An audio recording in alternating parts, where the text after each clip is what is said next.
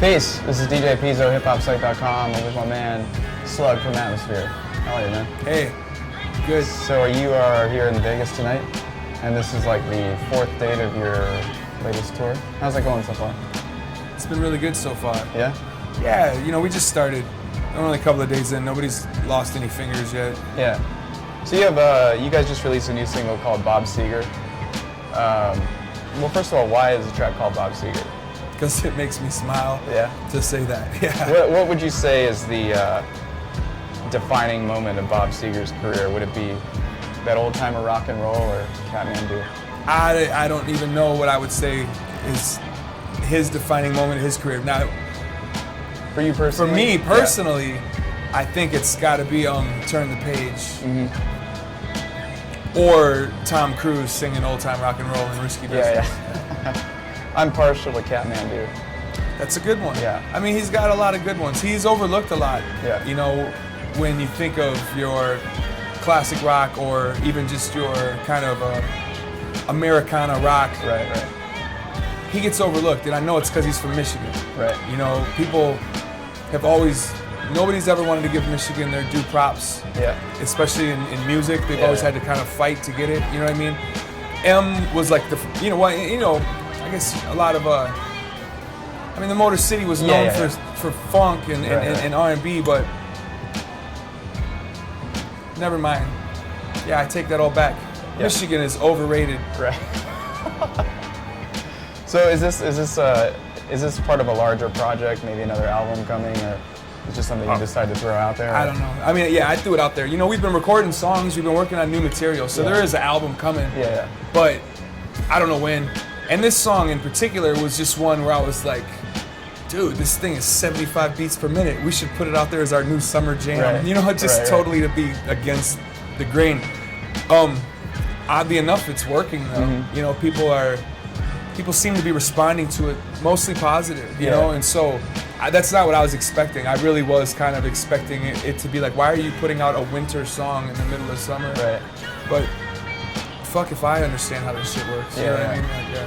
Well, I'm curious, like, Rhymesayers is like we were talking earlier, it's like, you guys are like the last of the Mohicans as far as indie rap labels go, you know, like, what is the secret for, you know, whereas so many of the labels have like gone belly up or just disappeared completely, what keeps Rhymesayers' longevity going? I mean, in comparison to the other labels, I don't know, because I don't really know what steps they took that brought them to the points they're at, you know what I mean? But if I'm to speak on behalf of what I think is the magic behind our success, I think it's, you know, as a label and as just even a family,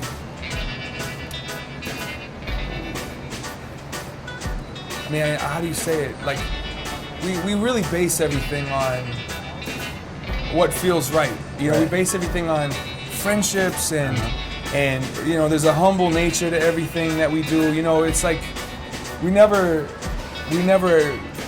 responded to this success as this like, oh, we're balling.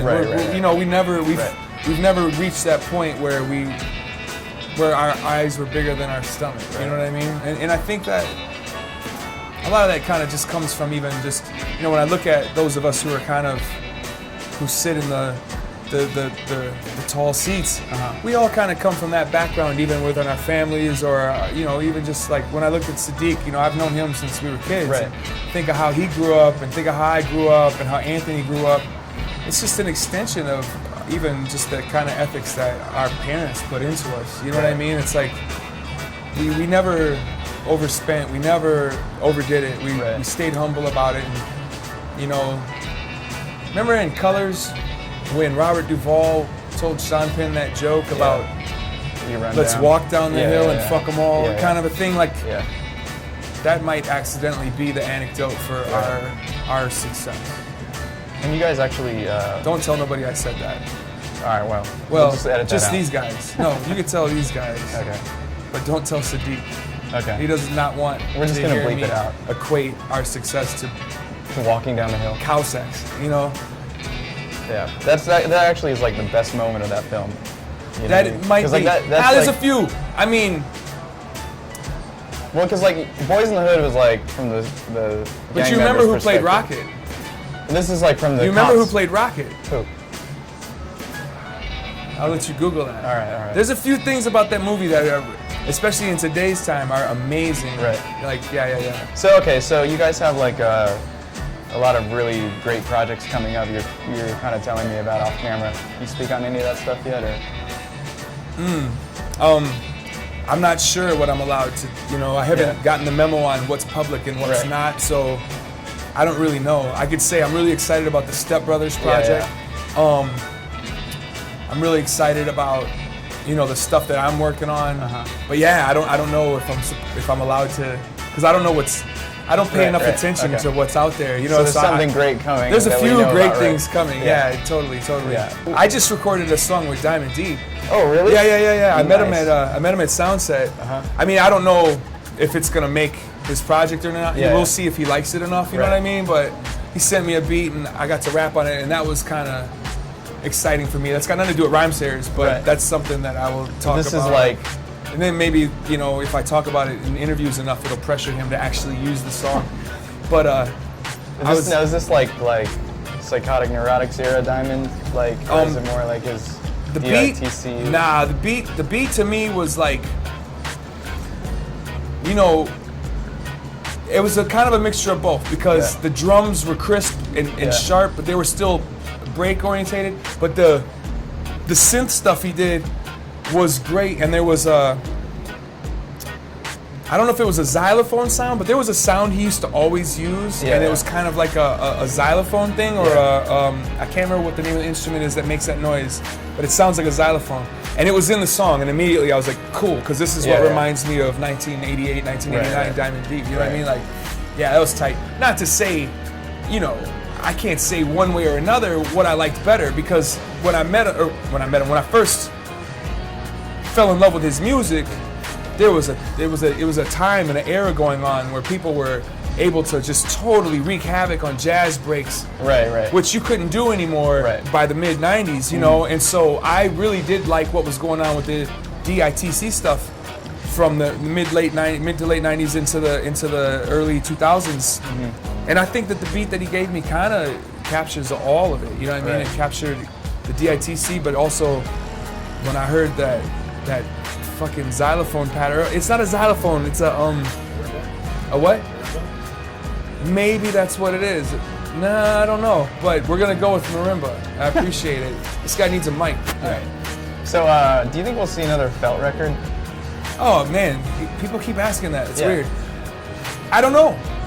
Out of convenience, out of organic, I will not break my back to make a Felt record. Right. I feel like 3 is the right amount for a side project. If we do a 4th record, now it's a career. Yeah. Some rappers don't even get to make 4 records. And so for us to do 4 side projects, it's like, well, if we do a 4th one, it's gonna have to be something really special, I think. You know what I mean? Like, now, juxtapose that with the fact that I don't want to break my back to make a Felt record. I would rather focus on other projects that I got going on.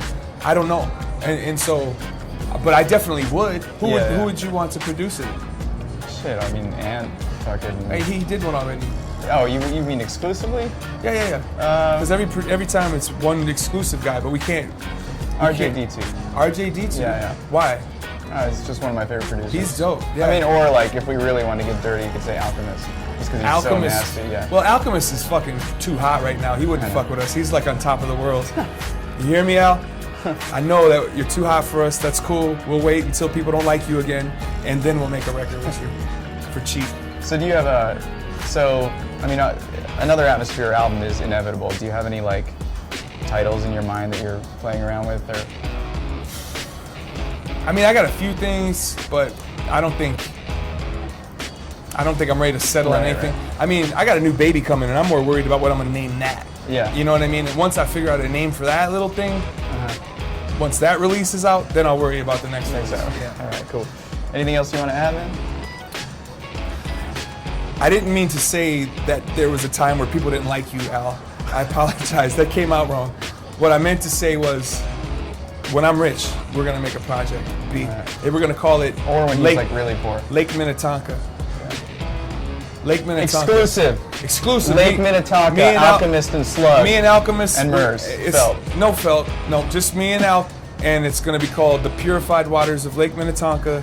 It's going to be on purple vinyl and purple MP3s. You know the internet's going to run with that. That's like cool. It's going to be on Wikipedia Run tomorrow. with that shit. Put that shit on Wiki. Tweet Alk and tell him that we're making a record. All right. This is Pizzo, hiphopsite.com. This is Slug, Atmosphere, and we're out. Peace.